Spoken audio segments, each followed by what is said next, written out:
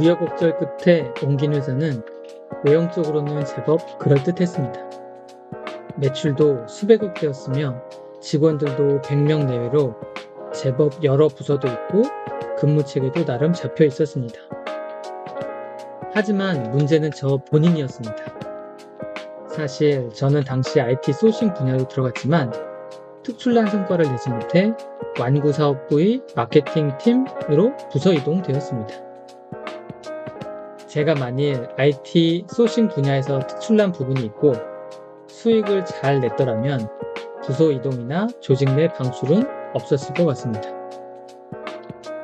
하지만 결론적으로 그런 제 부족함으로 인해 저는 유아동 완구라는 파트를 새롭게 알게 되었으며 이 분야로 저는 추후 돈을 벌고 축적하게 됩니다. 결론적으로는 제 무능함과 부실함이 좋은 성과를 결과적으로 가져오게 되는 현상을 경험하게 되면서 정말 사람 일은 뭐든지 잘한다고 되는 게 아니구나 하는 사실을 알게 되었습니다. 이런 조직에서 마케팅팀 팀장이 조직 내에서 정리되면서 온라인 팀장, 영업팀장, 그리고 마케팅 팀원인 저를 모아 회사를 차리게 됩니다. 이 회사가 저를 10년간 성장시켜준 은인 같은 회사입니다. 회사 생활 당시에는 힘든 부분과 부족한 부분이 많아 많은 분노를 표출했습니다. 하지만 시간이 지나자 모든 것이 제 부족함에 기인한 것임을 알게 된 이후로는 저는 이 모든 경험에 감사하기 시작했습니다. 10년간 수출입, 무역, 영업, 마케팅 등 모든 분야를 하나하나 몸으로 겪어가면서 배웠습니다.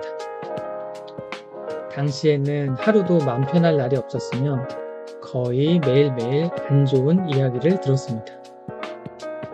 그래서 그때 생긴 내성 덕분에 지금은 주변에서 아무리 저에게 뭐라고 해도 저는 별로 데미지가 없습니다.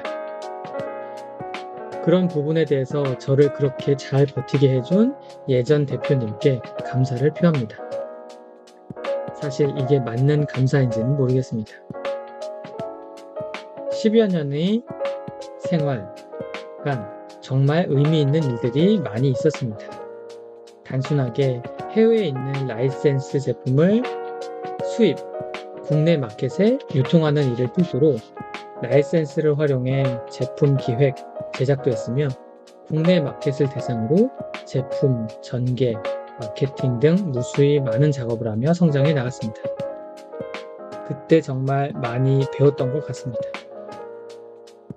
하지만 초기 적은 인원으로 시작했던 회사가 많은 인재들을 영입하면서 그들 간의 시기, 질투, 갈등이 시작됩니다. 저는 살아남으려고 비열하고 치사한 방법까지 사용하며 버텼지만 결국에는 10년간 몸담은 회사에서 정리되게 됩니다. 하지만 그 정리가 저에게 또 다른 기회를 가져다 줬습니다. 그래서 지금 생각해도 그때의 정리당함은 정말 고마운 순간이었습니다. 이제껏 제가 이야기한 부분에서 느끼셨듯이 저는 항상 많은 고난과 역경의 연속이었습니다. 이야기를 하고 있는 이 순간에도 내가 어떻게 이런 환경에서 돈을 벌었지? 하고 생각이 될 정도이니까. 그래서 이 친구는 어떻게 돈을 벌었다는 거야? 라고 성나서 묻고 계신 분들에게 살짝 말씀드리자면 저는 이러한 고난 속에서도 물론 월급을 100에서 200만 원 받는 상황에서도 항상 고민을 하고 몸을 움직였다는 부분입니다. 성실함과 연결이 되는 부분이며 제 자신을 정말 있는 그대로 혹은 낮게 평가하고 몸을 낮추며 배우려고 했던 것입니다. 이게 제가 말씀드리고 싶은 비결입니다. 저는 언제부터인가 너무 자신감에 차서 세상을 살고 있었는데 앞서 말씀드린 1년의 이야기들로 몸을 많이 움츠려 들어 있었으며 생각도 닫혀 있었습니다. 더 이상의 발전은 힘들어 보일 정도였습니다. 하지만 저는 그런 악몽 같은 상황에서도 항상 몸을 움직였으며 조금씩 점차 앞으로 나아갔습니다. 그런 제 삶의 자세가 바로 지금의 저를 있게 했는지도 모르겠습니다. 저는 직장 생활을 하면서 절대로 월급을 많이 벌어본 적도 없습니다. 또한 능력이 특출난 것도 아닙니다. 제가 이렇게 이야기 드리는 이유도 이 글을 보고 계신 분들도 저보다 뛰어나거나 더 특출나신 분들일 것이라는 확신이 있습니다. 저라는 사람도 이렇게 거북이처럼 묵묵히 와서 이 정도 했으면 여러분들은 더욱 높은 성과를 얻을 수 있을 것입니다. 여기서 제 자산 변화의 이정표가 하나 꽂히게 됩니다. 바로 자금도 없는 상황에서 덜컥 집을 구매하게 됩니다. 단돈 2천만 원 정도로 1억 6천에 육박하는 집을 당시에는 2010년도입니다. 아무런 망설임 없이 구매를 했습니다. 당시에는 그냥 당시 직장을 평생 다닐 줄 알았던 것이었습니다. 그리고 저는 술, 담배, 여자, 도박 등 유흥에는 전혀 관심이 없었기에 돈은 적게 벌지만 버는 족족 1억이 넘는 빚을 향해 모두 은행으로 보냈습니다. 제가 생각하기에는 이렇게 의도적으로 만든 빚이라는 커다란 압박감 때문에 한 푼 두 푼 저축을 했던 부분이 가장 큰 유효타이지 않았나 싶습니다. 어떻게 1억 6천 정도 되는 집을 구매하는 게 추후에 어떻게 10억이 넘게 되었는지 지금도 계속 불어나고 있습니다. 차차 알려드리겠습니다. 제가 이번 편 영상에서 말씀하고 싶었던 부분이 바로 이겁니다.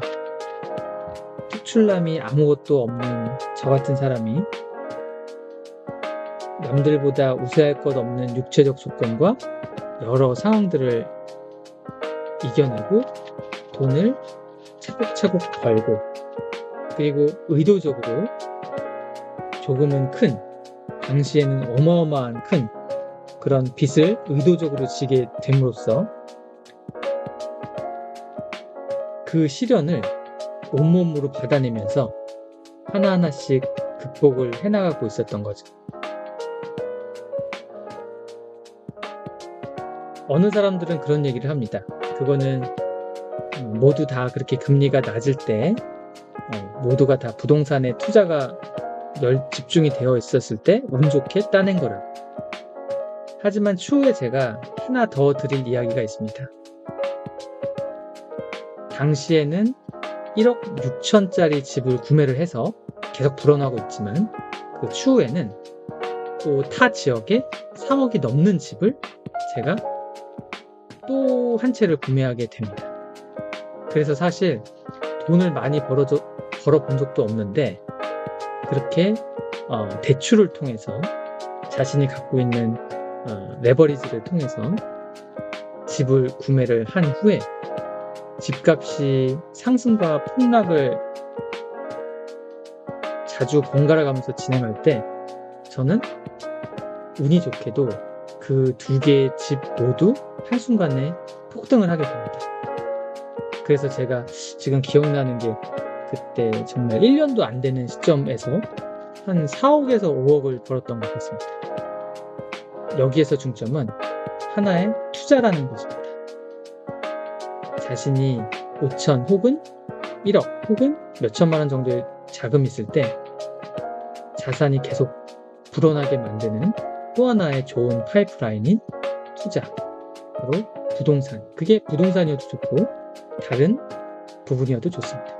제 중점은 바로 투자입니다. 그리고 의도적으로 빚을 지고 자신의 흐르는 수도꼭지를 막아버리는 그런 방법들, 그런 부분들을 제가 잠깐 설명해 드렸습니다.